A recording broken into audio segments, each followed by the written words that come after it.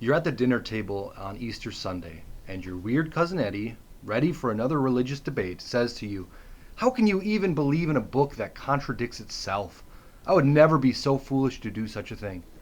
He points out a few places upon your initial hearing, you realize you've never thought about it that way before, and they do seem to contradict each other. Is your weird cousin Eddie correct? Does the Bible, and specifically the gospel accounts of the resurrection, contradict each other? Welcome back to the Holy Hodgepodge podcast, where you never know what you're going to get. I'm your host, Pastor Josh, and with me is Pastor Smith. Say hello to the people, Pastor.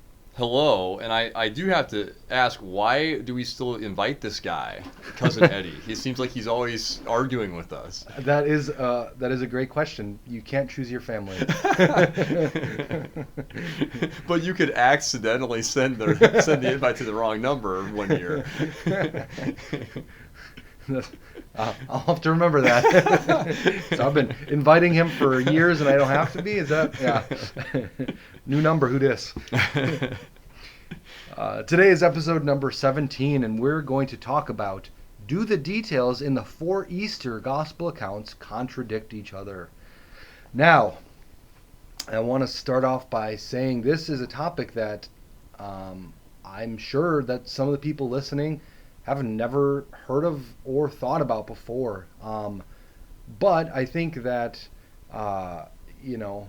if you have thought about it, if you're being honest, this maybe has, for others, has tripped people up, right?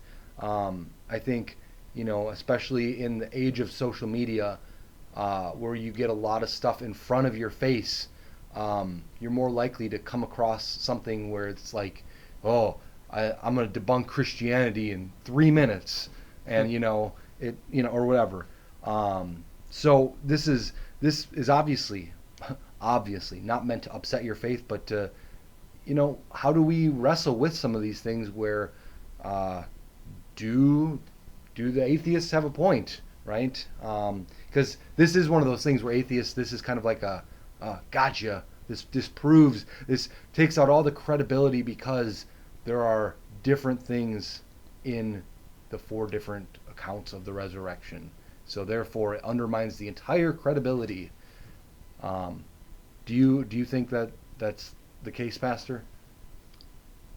Well, I understand why these 4 accounts, like the Easter accounts from the Gospels, have endured such intense scrutiny over the years, and why it's a target for those who would want to disprove what the Bible says, because this is the greatest claim of our faith, is that Jesus died and was raised from the dead. Paul writes in 1 Corinthians, if none of this happened, this is all for naught. We're of all people most to be pitied if the resurrection didn't happen. Yeah. So it makes sense that there would be a lot of arguments and a lot of ink spilled about these things on either side. But I think, as you've already alluded to, it's we can look at these things and still come away confident that Christ is risen. He's risen indeed. Not yet. Sorry, I wasn't sure. He's not risen. I take it back. We are recording this the Wednesday of Holy Week, if anyone's interested. But so that was. If you're listening to us next week, then you can join right in with what Pastor Josh just said. But it's always, as a side note, it's always funny. Like maybe this is the case for you on Easter Sunday, and then like the few Sundays after. You have to be selective with how often you use that phrase. It's like, instead, I think we've all had pastors in our lives where it's like, all right, we've said it 18 times. Can we stop, please? Yeah. And so it's like, okay, I got to make sure, instead of saying Christ is risen, saying, we know the fact that Jesus has risen, or like switching it up, or you have to be intentional about it, because then you get these interactions where it's like you either got to say it really fast, or you leave the people guessing. Does he want me to say it? Does he Oh not? yeah, in case lest the congregation, well, lest some portion of the Yes. congregation half-heartedly says it because they think that you're leading them to say it. Yeah. Yes, that's what I was getting Yeah. at. You did a better job in 3 seconds of saying what I was trying to say. Yeah, I remember as a vicar, I was scolded for when I led the sunrise Easter service. I didn't say he is risen enough. Like I said it Oh. like 3 times maybe. I think this lady was looking more for like 8 to 10. So that was yeah. I think about that sometimes. But yeah, when well, I think another thing that because you mentioned there might be some people that aren't even aware, people that are listening are not aware that there's controversy about the four Yes. resurrection accounts, and I think that's not surprising if people are not in tune with this because usually in church on Easter we only read one of them. Hmm.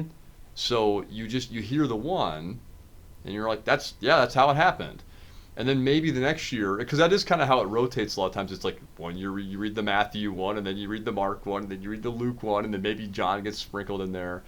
But but you're probably not remembering the specific details from last Yeah. year's. Oh, yeah.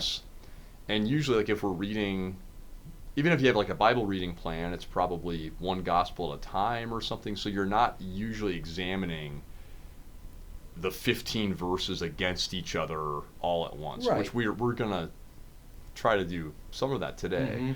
But yeah, it's unless you've been confronted with this, you probably haven't just let me see what the four Easter accounts all say against Yeah. each other. So why would Yeah. you? Yeah. And like we've been saying, like while there are some differences, they're truly not contradictions, right? And so, you know, your faith doesn't need to be disturbed, so it's not like you're going through with a fine-tooth comb and like, oh, I got to make sure to figure out which one's right or whatever. So, um, as we kind of get into this, I think I know that we have talked about this before recording, but I think something that's helpful when thinking about, in general, differing accounts of the same event, gospel or in this case, the gospel accounts of stuff, is just that they are accounts, and so I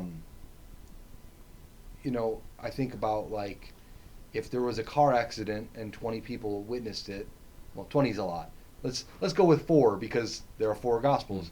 You know, you are going to notice different things. Like it would be, put it this way: if they gave the same exact account, word for word, details, what would that more than likely be or prove?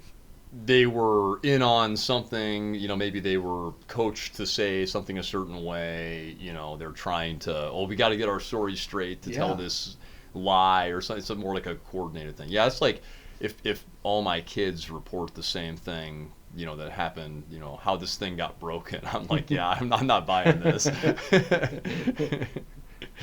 Yeah. So, each person focuses on different details, and in a sense, they bring their life into it, right? Mm-hmm. Like, I think, well, I don't have an example off the top of my head, but just like, you're going to be more attuned to certain things than a different person, right? And so, these 4 men, inspired by the Holy Spirit, are recording from different perspectives, and so that, I think, what atheists use as like a gotcha, kind of ultimately is their undoing, because for that reason of you don't want to have the same thing rehashed in the same exact way. So, yeah. Anything else before we get point to point or point by point? Well, yeah, I mean, just a couple more things. Even the 4 gospel writers, they did have some different audiences that they were writing to. I think if you believe the timeline of when they were written, also John writes quite a bit later than Matthew, Mark, and Luke do. And that's why, well, I guess I have thought, and I know a lot of smart people have said, John John tends to be the one that goes rogue, so to speak, whether he includes something that only he reports on, or he omits something that Matthew is something very important, maybe even. Like, for instance, John does not have, we would say like the sacraments, like the institution of the sacraments, maybe in his. He doesn't have the institution of the Lord's Supper. Jesus isn't baptized in John. I mean, he is baptized, but you know what I mean. He doesn't it doesn't appear on screen in his gospel. And I think the logical thing is, well, he's known that these other 3 books have been out there for a couple decades, probably. He's going to give a different perspective. But yeah, like you said too, there's going to be just certain things that maybe left more of a mark on them just as a particular person. And we'll get into this, but sometimes even like the names or the number of the women that are mentioned, it's always interesting when the biblical account mentions anyone by name, because sometimes they don't care to mention people's names. People that Jesus heals, most of them don't have an actual name, but a couple of them do. Yeah. And I think there's kind of been some guessing that maybe when people are referred to by name in the Gospels, it might be that they had a role, like they were kind of known for something in the early church. So maybe, depending on the audience, they're I'm going to name this particular woman because maybe she was known it's or a name was drop. Influential. Yeah, it is a name drop, I think. Because if a lot of times people aren't named and then they are, sometimes you're like, okay, there's got to be some good reason for why that person got named here. Right. But anyway. Yeah. All right, let's go point by point. We got a few points. And again, remember the different perspectives. And I'll leave it at that. So, first one, how many women were actually at the tomb? You want to take, you want to share from Matthew and Mark what it says, and I'll take Luke and John?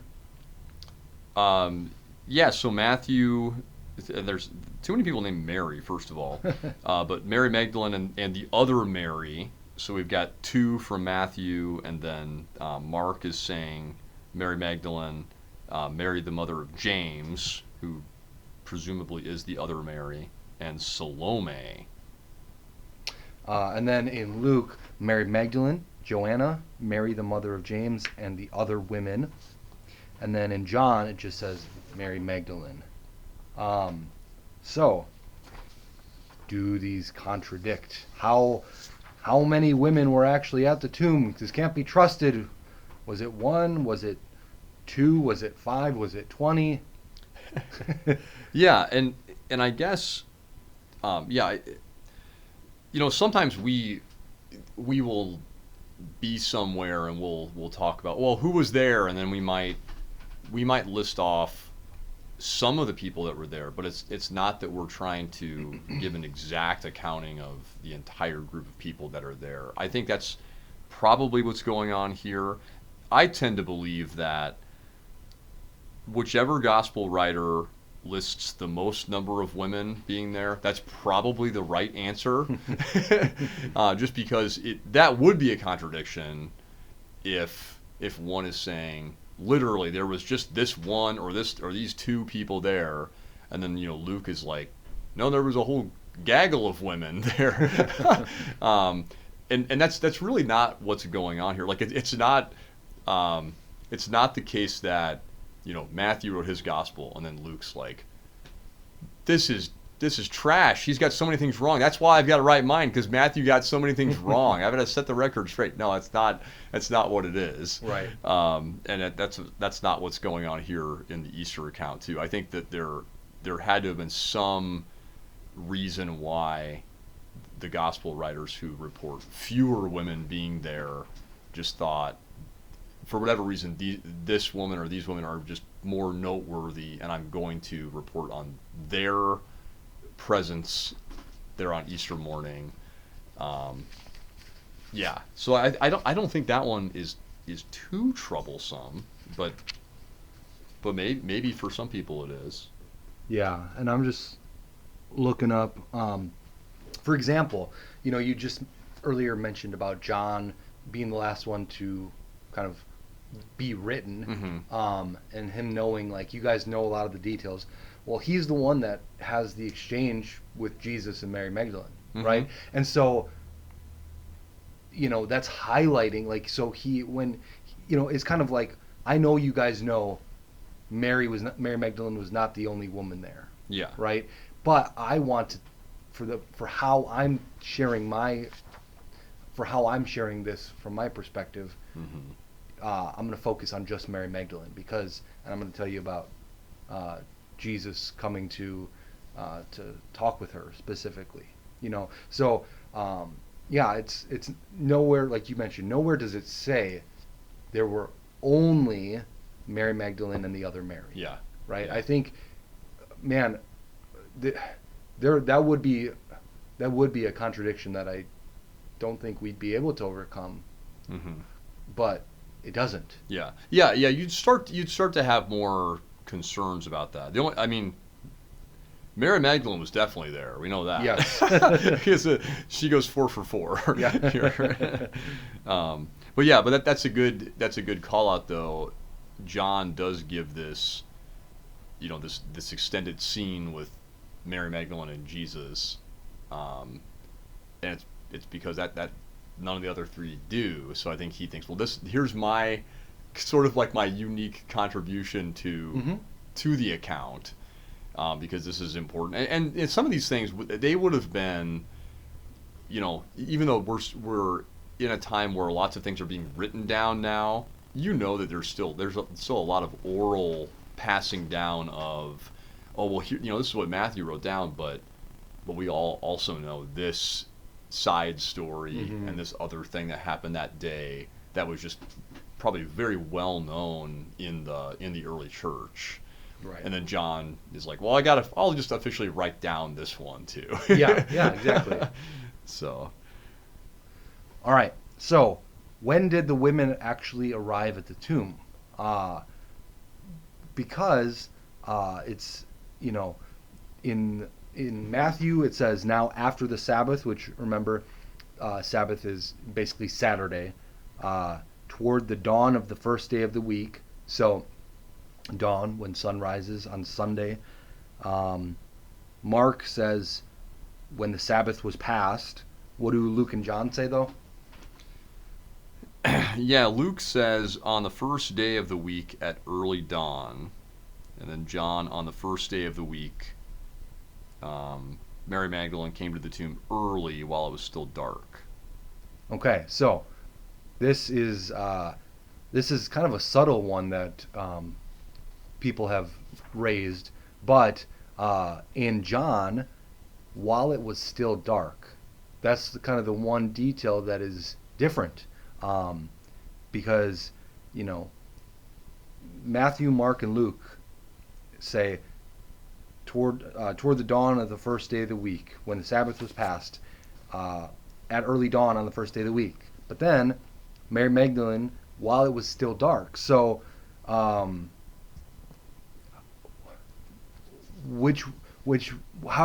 do we reconcile that? Well, yeah. Well, and Mark, even to make things worse here, Mark in chapter 16, verse 2 says, very early on the first day of the week, when the sun had risen.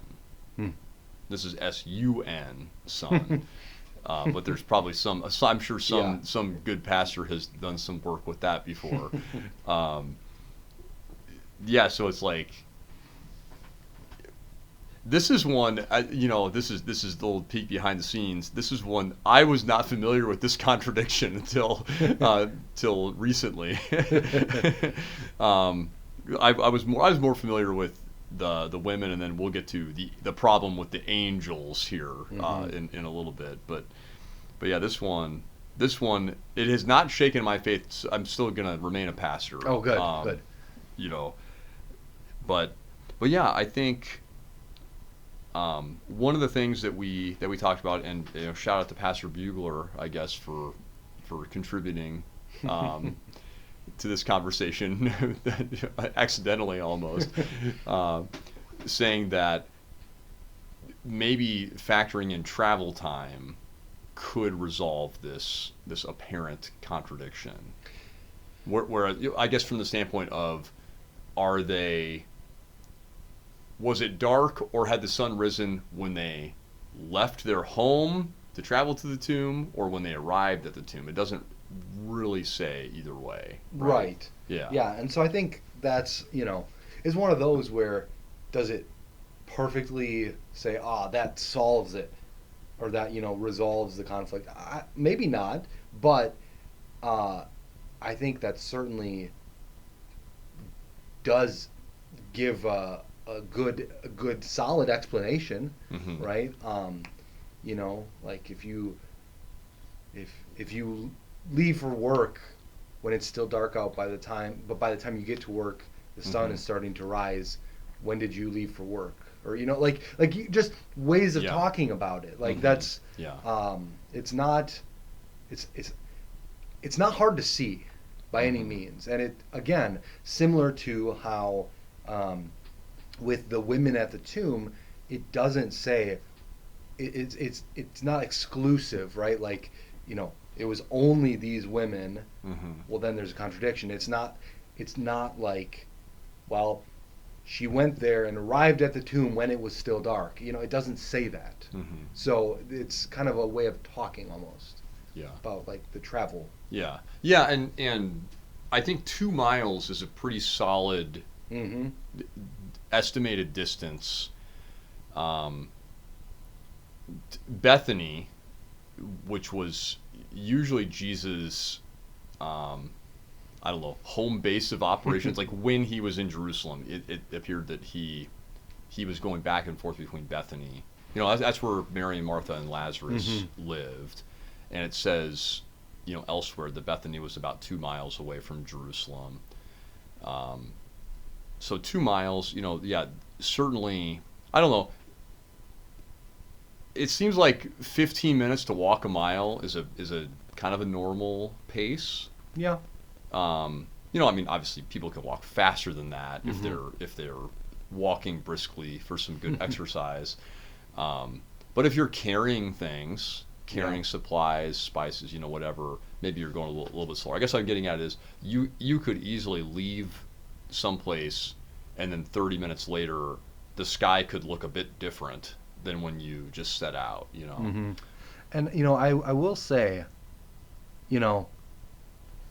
John, so far, John's gospel is the one that's different about how many women were at the tomb, Mm-hmm. and it's also the one that's different about at what time, right? So like, yeah, thus Yeah. far, like that just goes to say, like, his gospel, the way he presents it, is different from the other three, Mm-hmm. and so I think that is a good trend to notice. Yeah. Well, and I don't know. When I think of dawn, I don't know. I think people use. I guess maybe I'm ignorant. Dawn synonymous with sunrise? I believe so. Yeah, that's how Okay. I've thought about it. I think about, like, when I think of dawn, I don't necessarily like it's still kind of dark though. Mm-hmm.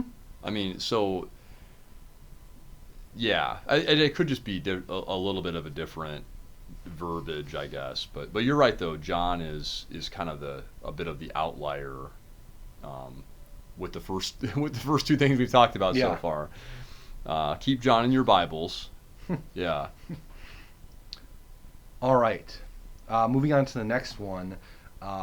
When the woman/women, depending on which account, got to the tomb, now there's another difference. Who was at the tomb? Well, Matthew says there was an angel. Mark says a young man dressed in white. And then what do the other two Gospels say? Yeah, Luke says 2 men in dazzling apparel. And then John, John says 2 angels in white. Okay. So really only Mark and Luke are, well, they're looking at these. There's none that are like Exactly the same. Yeah. Yeah. So yes, so first you have to decide, was it one or was it two, and was it men or was it angels? Hmm. Well, I think kind of going back to what we were talking about with the who is there, it's one of those where, you know, kind of going by which account gives the most. It's like, well, these people, at least these people were there, right? Like, so, okay, Matthew and Mark tell us that it was at least one, and then Luke and John tell us, okay, well, it was two, at least two, you know. Could it be possible that there were more? Maybe, but, well, I would say probably not, because the Gospels don't say that, but it's possible. But, and maybe, I think to some, this is the bigger quote unquote contradiction: men versus angels. Yeah, that's a pretty seemingly big deal, right? Yeah. It is kind of funny. Like, how could you mistake? How could some people think it was an angel and some people think it was men? When you read through the Bible, though, like there are some times where people seem to immediately recognize that they are in the presence of an angel. Like because I mean, I think we've talked about this before in other things, but what is the most common thing what was the most common thing that the angel says first? Do not be afraid. Yeah, fear not. Don't be afraid, because they've usually like hit the ground trying to, cover themselves up from fear about this. There's this impressive being in front of me now. But that's not always the case. There are some times where, especially in the Old Testament, there are reports of like an angel of the Lord appearing and kind of like having a normal conversation with people. I mean, there's like some reverence there, but it's not quite as like I'm shaking in my boots about this. And well, you brought up a good example of that. Yeah, in Genesis, Abram, right before Sodom and Gomorrah, what does it say? Like the Lord and two angels, or however it words it. They are. I think it goes back and forth between how it talks about them, even like with like men versus. I could be wrong about that. Yeah, I think it says three men. They're like the visitors, and like Abraham and Sarah host them and show them hospitality. Yeah. But there's language in it that like these clearly are not men, but they also appear to be men, right? But Abram just is normal conversation with them. Yeah. So they, I think, it only dawns upon him as time goes on that something different is going on. So I guess that helps to build a case for it could be that some people, and maybe that even, and this is pure speculation, but maybe when they're interacting with these creatures at the tomb, maybe they were thinking that they were men, with some. I don't know. It's hard to know, because they've seen Jesus on the Mount of Transfiguration. I mean, not the women, but people have seen that. And then it could be that maybe in the moment it's like maybe these are just humans, and then after the fact you're like, no, it seems like this we had a more amazing encounter. Yeah, and what I just kind of dawned on me as, I guess pun intended there, as you're talking, I think with these first few about like the women at the tomb and the time of the day, those are more like objective truths, like more so. And you'll see where I'm going. This is like you're kind of entering, you're putting their emotion and their experience into it as well, because holy crap, they got to the tomb and Jesus isn't there, right? Yeah. And so like when there was probably some panic, some shock, some fear. Like they were going through a lot, and so I don't know. There was one says, oh, there was an angel there. One says, oh, it was a dude dressed in white. But Yeah. even though they're different, they're all it's not just there were normal men, right? Yeah. It's either an angel, a man dressed in white, Yeah. two men in dazzling apparel, two angels in white, right? So like there are like it's not like, oh man, how did you come up with that there were angels at the tomb? No, Yeah. like it's there. It's kind of like you can see it's not a you don't have to do a lot of jumping to get to how they came to that conclusion. Yeah, and I guess where my mind goes is I think pretty easily we can say it was two angels. Mm-hmm. Because I think if some are reporting that they were angels and some are reporting that they were men, you're going to probably err on the side of the greater thing that is being reported is probably true. Yeah. And I think the two versus the one, most likely one of them spoke. And so that's probably, like, you're going to remember, like you're maybe only going to mention like the one spoke. And so that may be why both Matthew and Mark just seem to report that there was a single creature there. Yeah. And that's I'm trying to think of a good example, but I know that if I'm having a conversation with someone and maybe someone else happened to be standing there, I might just mention to you, oh, just this person that I was conversing with. Right. It was the person present. Now I may not say like there was only one person there, but I wouldn't maybe go out of my way to mention the second one who also just happened to be there. Right. So I think that's where, again, this one, I think this is like, of the ones we've talked about so far, this is probably maybe the easiest one for me for whatever reason. I would agree. That I don't really have a problem with it. Yeah, and again, I don't think these are like, the gospel writers are not like planting their flag on like, no, it was definitely just one man. It was definitely two angels. I think they would get together in a room. They could have done this podcast in like 7 minutes because they're like, oh, of course, we all have the same story. That would be, we get a lot of downloads on if we could have a podcast with Matthew, Mark, Luke, and John. Well, man. Have you seen any of the videos where it's like, people, if biblical characters were podcasters or, stuff like that? I've seen ones like with texting or something. Oh, is that like John Christ and... Yeah, I think so. Yeah, I don't know if I've seen the biblical characters podcasting. I'm going to have to look that up. Yeah, they're pretty good. Okay. Yeah, I forget the guy's name. I follow him on Facebook. But, yeah, I don't remember.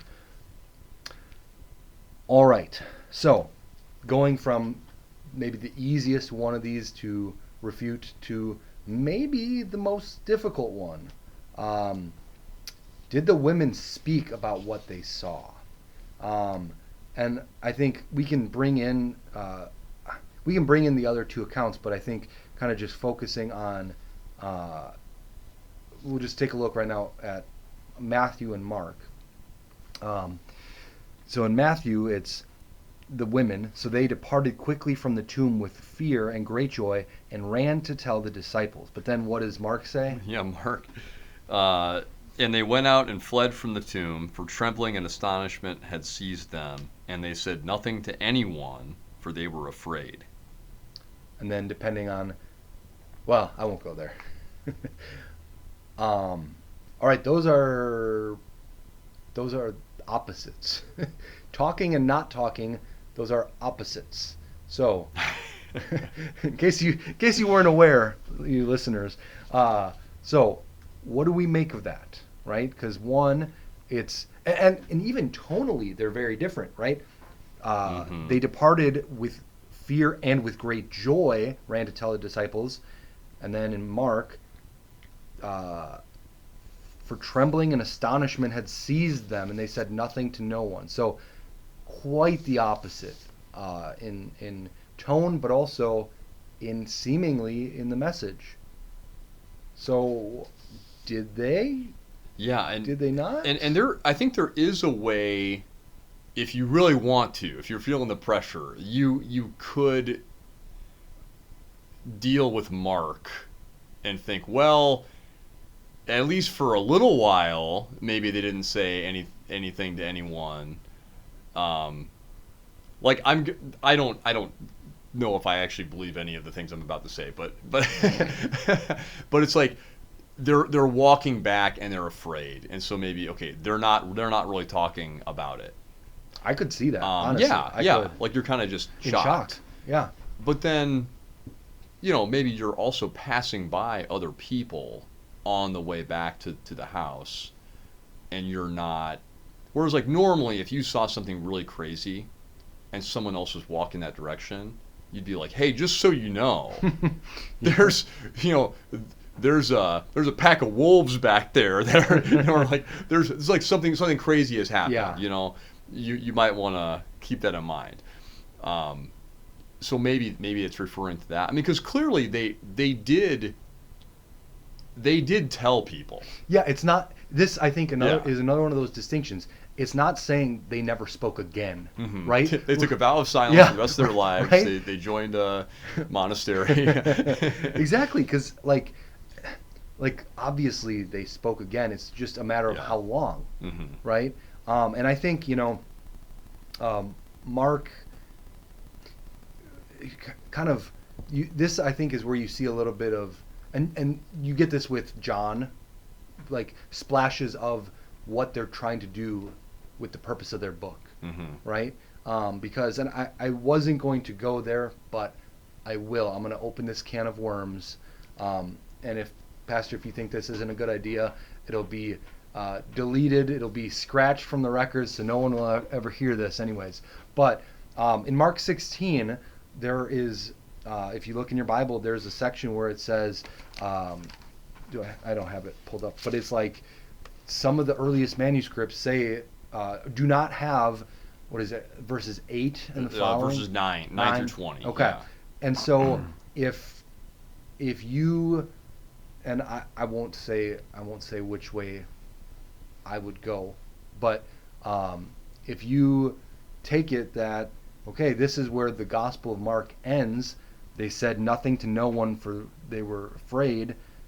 That fits with the theme of Mark, which is people, including Jesus followers, having a lack of faith and like having difficulty trusting, right? Mm-hmm. And so like Mark is doing something. I don't want to say it this way because I don't want it to sound bad, but like he is telling a story with how he is writing his Mm-hmm. book. And so that's part of how he's telling his story. And so like it's almost like that's what they did. Now what are you going to do? You who you don't get to see Jesus with your eyes, but you know about the resurrection. Are you going to go away not telling anyone? Like there are some aspects that are specific to what he's trying to do. Yeah. Yeah, and I think there's a professor, his name's Jim Veltz. He's at the seminary that we both went to, Mm-hmm. and he wrote commentary on the Gospel of Mark. Yeah, and he makes a lot of that by saying, it's a theme that people don't believe. They doubt Jesus' words, and so at the very end, you don't really get words from the women because the words that Jesus spoke already, Mm-hmm. and the words of the young man at the tomb are enough. Like that's what you're going to get. And then so then those who are reading the gospel either have already heard this, or maybe even some of them maybe they saw Jesus with their own eyes. Yeah. But you are believing the words of Jesus ultimately. And now with every subsequent generation, it's even more important, right, to believe the words of Jesus because you're farther removed from eyewitness, either visual evidence or eyewitness testimony. Yeah. Yeah. And you kind of said this, but I'm going to connect the dots even further. Like in Mark's theme of lack of faith and doubt and stuff like that, like it's almost like in Mark's gospel he doesn't he doesn't tell you if Jesus actually rose. like Mhm. like in the other books, like it you have to believe. Mhm. And so I think that too is fitting in with the theme of the book. Yeah. And Yeah. so what he does is like you would say good literature. Mhm. Like how he's writing it is it's a it's a writing tool to help drive home his point. And so um, I I think this can be a difficult way of or a difficult thing to process, but also, you know, is it that crazy to think that like because even going back to Mark, who were the women that went to the tomb? Well, he's got the second most women listed, right? Mhm. So Yeah. is it possible that the women he listed, that they were silent, and the other women, they were going and telling people? Mm. That's possible too, right? It's not excluding, saying this is, you know, all of the women who were present only said, it's what he is sharing, so yeah, I think we can rest easy with some of these seeming contradictions that are not actually contradictions. Yeah. And Mark, um, I mean, the rest of the three are pretty in agreement on on this type of thing, but yeah, I think Mark. It is an odd. It's the least satisfying of the endings to the resurrection accounts, I think, because of this, because it is a little bit like wah wah. Uh, but I think you're right though. It is in service to maybe that kind of that greater point Hmm. throughout. Like the words of Jesus are enough, and the angel even says, he has risen just as he told you. Yeah. Um, it's like, hey, if you'd been listening to him, you wouldn't be surprised that the tomb is empty. Yeah. Yeah, but I think I don't know if it's worth maybe going into this a little bit, but Mary Magdalene, she's present at the tomb in all four, but then she also, John tells us that she goes and tells Peter and John, which prompts the foot race Yeah. that John tells us about. But uh, there's some conversation about, well, it seems that Mary has broken away from the rest of the women, and so I think that is one theory, that somewhere in the course of the hubbub of noticing that the stone has been rolled away, maybe she just makes a break for it. Hmm. And I don't know. There's a little bit of trouble, I guess, so to speak, there. But she has reported. John reports that she is the one that goes and tells Peter and himself about these events. So there's something there. But then also, oh yeah, I know what I was going to say. So then Mary has her own like private conversation with the angels. Hmm. So it's kind of like the angels had to hang out there. Like, well, Mary was here and then she left and now she's back again. So we have to tell her to. So yeah, there's a little bit of like I'm using air quotes for the listeners, like a Mary Magdalene issue there too. Hmm. Um, but I don't think, again, yeah, I don't think these are terrible, like damning problems for Right. for the Easter accounts. Yeah. And I think, it's one of those things, kind of like the end of Mark, where you you do have to have some faith. Like, no two ways about it. Like, we don't, you know, you can somebody can say they witnessed something, but you still have to put your trust in them that what they said is the Mm. truth, Yeah. right? You could have 500, the 500 people Yeah. that Jesus appeared to. You could have a handwritten account from every one of them, and it doesn't matter if you don't actually trust them, Mm. right? Mm. And so ultimately, people who put their trust in these accounts have faith, and people who don't. I mean, that's like a duh kind of statement, but Yeah. like there is an aspect of faith that goes into this. This is not just a courtroom of proving what actually happened. Like, you get this kind of thing can get you, quote unquote, certain part of the way there, but you do have to ultimately put your faith in it, Mm. that these events of Jesus' resurrection actually happened. Yeah. Well, and notably, no contradiction that we've mentioned has had anything to do with the body of Jesus. Yeah. So I mean, I think that would be really problematic if it's like, well, Matthew said that Jesus' body was not there, but then Mark said that nope, he was still dead. Yeah. And then now we'd have a real problem. Yes. Oh yeah. Because then you'd have one branch of Christianity that said no, he was raised from the dead, and the other one's like no, he died. Like, he did a lot of good things, but the guy's dead, right? Mm-hmm. And then you'd have that's again back to Paul. Like, we'd have no faith at all.